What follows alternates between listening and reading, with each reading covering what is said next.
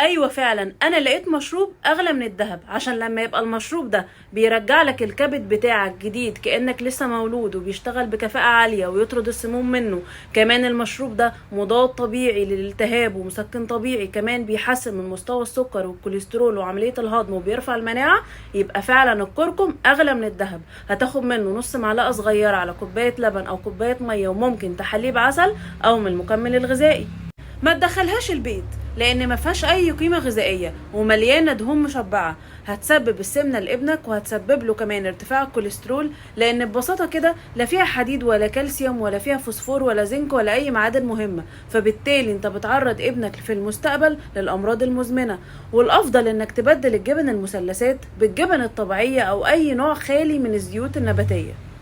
وانتي بتطلعي الفراخ عشان تفك من الفريزر يا ست الكل، ما تنسيش تخليها تفك في رف التلاجة اللي تحت، يعني لا في درجة حرارة المطبخ ولا في مية، وده خطر جدا. وهقولك ليه، لان الفراخ بيئة مناسبة جدا جدا لنمو البكتيريا، وعايزة اقولك ان الفريزر ما بيقتلش البكتيريا دي، لكنه بيوقف نموها وتكاثرها، يعني ما بيخليهاش تزيد.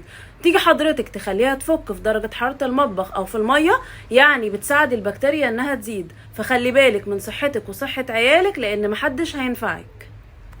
دي مش مخزن سموم، ده دي اللي بتخلصنا من السموم.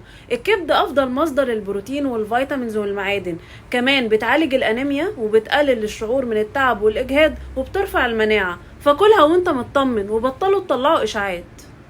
ده ما بنحطوش على الاكل عشان يدي طعم حلو بس، ولا عشان حد يقولك تسلم ايدك. ورق اللورا مصدر ممتاز للالياف، بيحسن عملية الهضم وبيدي احساس بالشبع فترة طويلة، فبالتالي بيقدر يساعدنا ان احنا نتحكم في الوزن. كمان بيظبط سكر الدم وبيقلل الالتهابات، ده غير كمان انه مليان فيتامينز ومعادن زي A و B و C و E والفوليك اسيد. شايف العلامة دي؟ لو لقيت جفاف الفم مصحوب بعلامات زي العطش وكثرة التبول والرؤية مش واضحة، كمان لو عندك جرح أو التهابات بتلم بصعوبة، لازم فورا تعمل تحليل سكر تراكمي عشان تحمي نفسك من مرض السكري من النوع التاني، لأنك عندك فرصة ذهبية إنك تخف من مرض السكر في أول سنوات من الاكتشاف، عن طريق إن أنت تظبط أكلك وتخس على الأقل 10% من وزنك، وتمارس الرياضة وتتبع العادات الغذائية الصحية. شايف العلامات دي؟ دي علامات التمدد الجلدي او الاسترتش مارك. اول ما بتظهر باللون الوردي، بعد كده بتتحول للون الابيض. دي بسبب زيادة كبيرة في الوزن او نزول كبير في الوزن.